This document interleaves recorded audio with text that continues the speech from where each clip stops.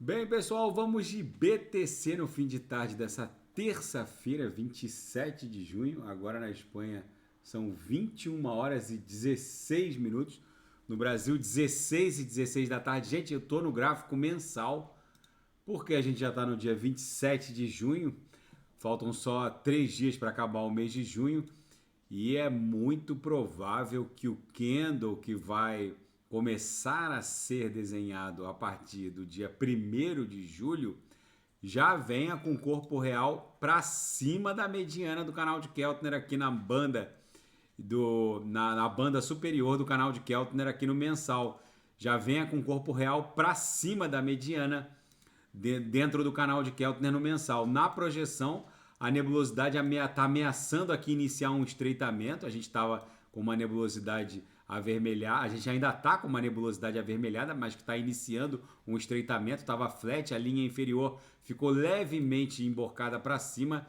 Nos outros indicadores, o histograma aqui, o MACD, está iniciando aqui uma pernada de uma amplitude ondulacional compradora. Abriu a primeira barrinha. Vamos ver a última vez que a BTC fez isso, que foi aqui, ó. Ela catapultou desse ponto até esse primeiro topo aqui num primeiro momento. Agora vamos lá buscar na cotação. Ela catapultou de 8, 9 mil dólares em direção a 64 mil dólares.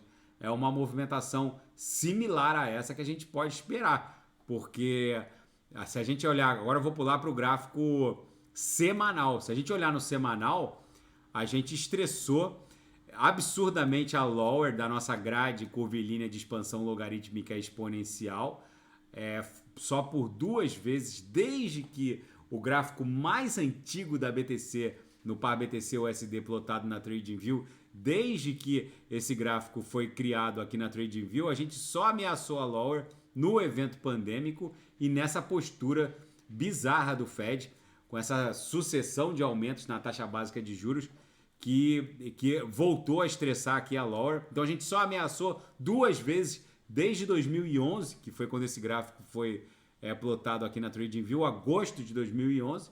Então, só por isso a gente percebe o tamanho do ponto fora da curva, o quão excepcional foi esse ponto fora da curva, que foi essa ameaça à lower da nossa grade curvilínea de expansão logarítmica exponencial. Com essa nossa micro tendência de alta aqui no semanal, dando conta de que a gente vai iniciar já está iniciando uma pernada impulsiva, se ficar mais aberta, pode bater 45 mil. Na minha leitura, vai ficar uma pernada agressiva, que vai ficar entre 36 e 40 mil dólares. Aqui no Squeeze, a gente já está retomando uma barrinha de amplitude ondulacional compradora.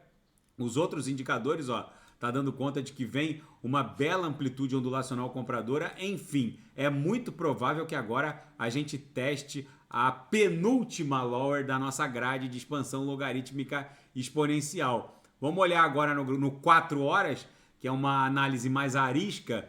Vocês vejam que a gente está tentando explodir aqui de forma ascendente a nossa cunha. Se a gente tivesse batido, hoje a máxima bateu 30.994, se tivesse rompido 31 mil, essa bolinha aqui migrava para baixo e seria chapéu para o palhaço. Mas a gente está ali testando, isso aqui está virando uma panela de pressão que com certeza vai explodir para cima. Olha aqui o Squeeze dando conta de que vem uma bela amplitude ondulacional compradora.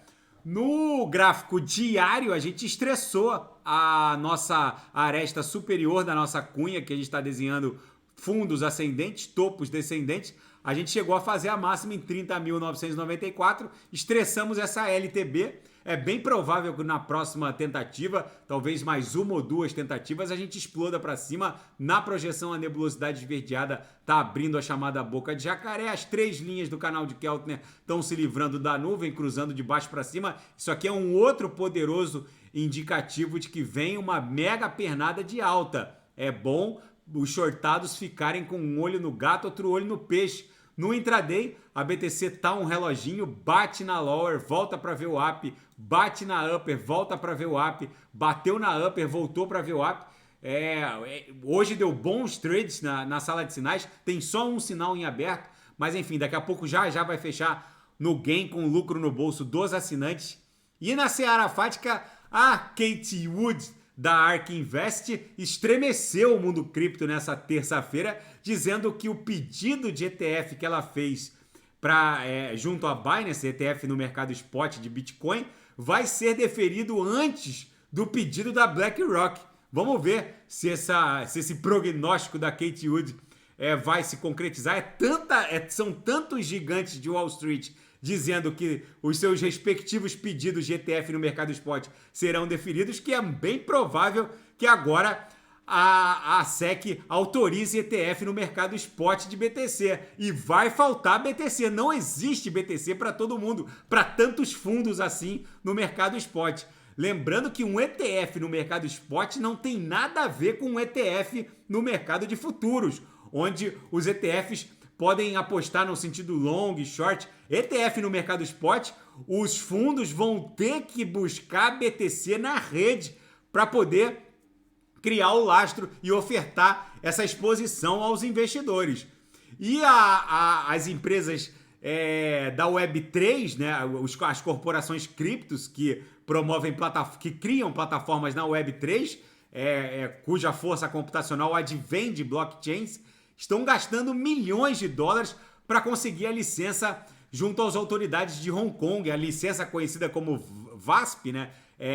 Virtual Assets Service Provider, é uma licença disputada, já que tá havendo um approach crypto-friendly pelos reguladores chineses de Pequim, então é muito provável que venha um movimento geopolítico no sentido contrário aos Estados Unidos, que está expulsando a indústria criptográfica, e os reguladores chineses, começando pela província autônoma de Hong Kong, estão meio que abraçando a indústria cripto. A mesma coisa está acontecendo com o Japão.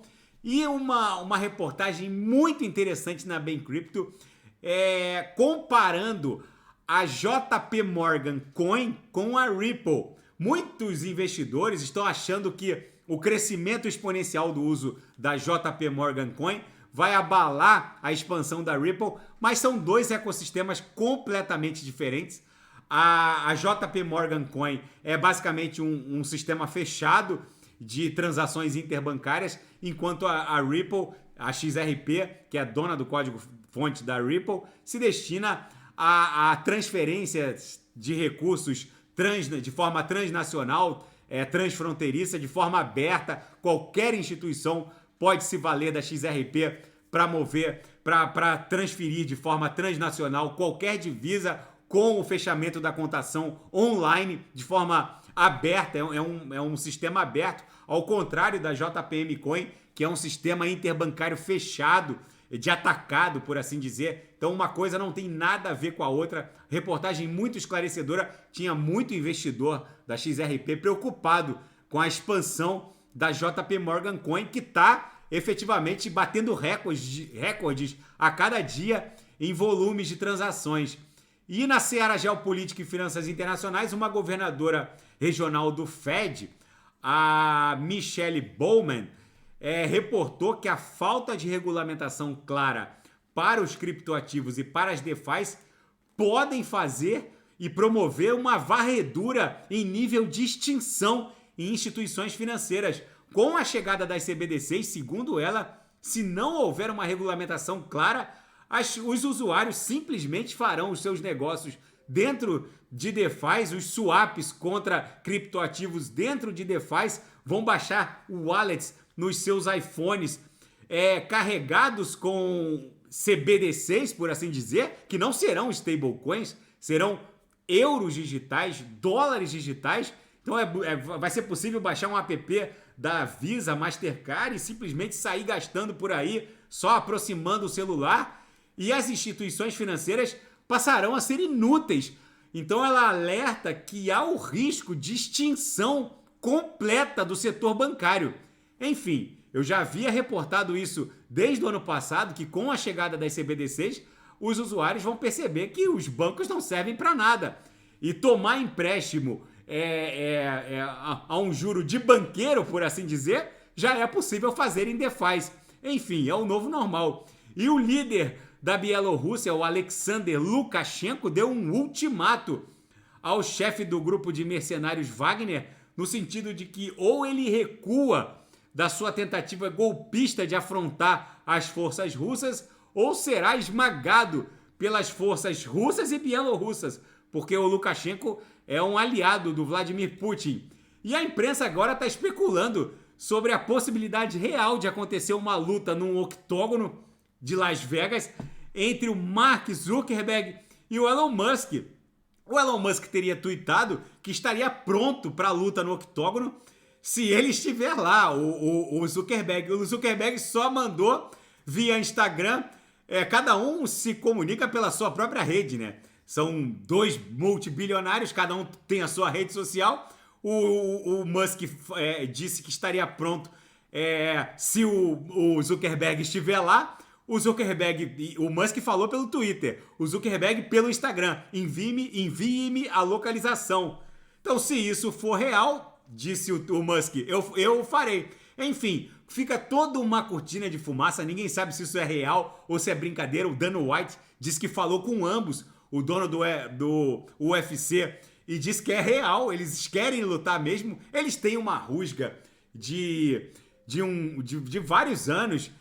Inclusive o Zuckerberg, quando o Elon Musk estava querendo comprar o Twitter, que acabou se concretizando, ameaçou criar uma rede social rival, enfim, no estilo microblog, que é o estilo do Twitter, mas na verdade é que não há nenhum rancor entre os dois. Na verdade, os dois só estão turbinando as próprias redes. Mas enfim, se essa luta acontecer, eu com certeza vou pagar o pay-per-view para assistir. Enfim, gente, a BTC aqui no gráfico diário claramente está estressando a nossa LTB, a aresta superior da nossa cunha triangular. Na próxima tentativa, mais uma ou duas tentativas, isso aqui explode numa onda 3 até 36 mil dólares. Tá bom, pessoal? Se nada fugir do script, eu volto amanhã para analisar a própria BTC. Fiquem com Deus e quem quiser sugerir, é só colocar nas mensagens abaixo. Até amanhã, grande abraço, fiquem com Deus.